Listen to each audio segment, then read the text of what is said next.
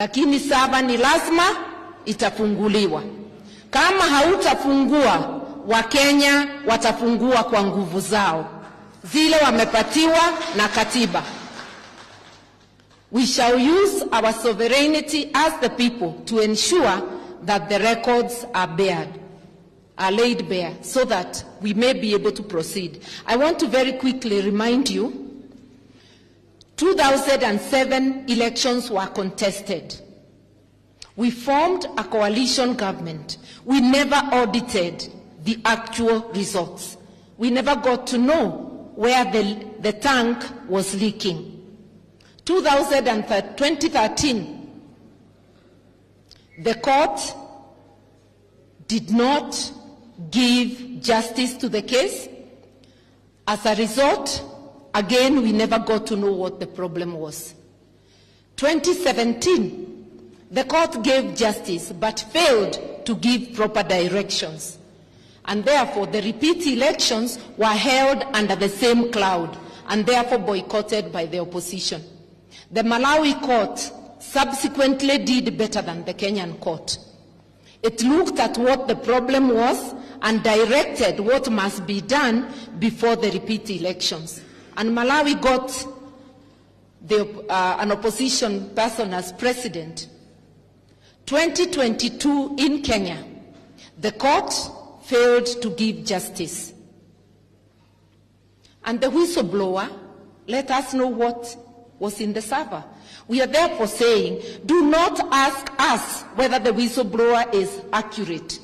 Do not ask us whether our information is accurate. The responsibility to keep records is not ours. It belongs to a body we pay called the IEBC. Open the servers and the truth will be known once and for all. If we do not open these servers, we shall be again sweeping the dirt under the carpet, and one day this nation will explode. We must have the servers opened this time, and that is period. Finally, I want to say this, that all demonstrations by Azimio have been peaceful. Even when they try to lie, the truth always out.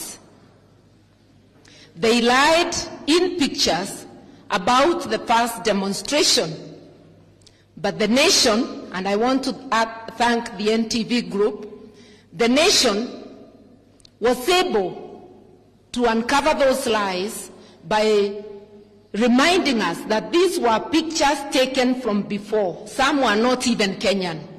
Shame on anyone trying to feed Kenyans with lies.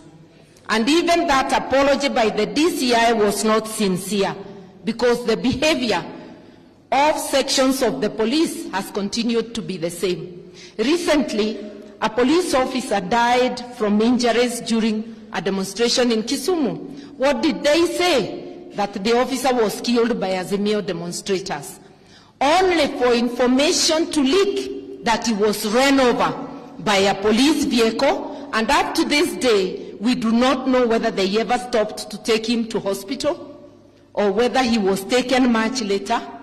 Shame on them for trying to paint Azimio as violent. All our demonstrations have been peaceful. Hell breaks loose only when police throw tear gas and shoot us with live bullets. We want to say, you can have the might of guns. We shall arm ourselves with the might of the masses.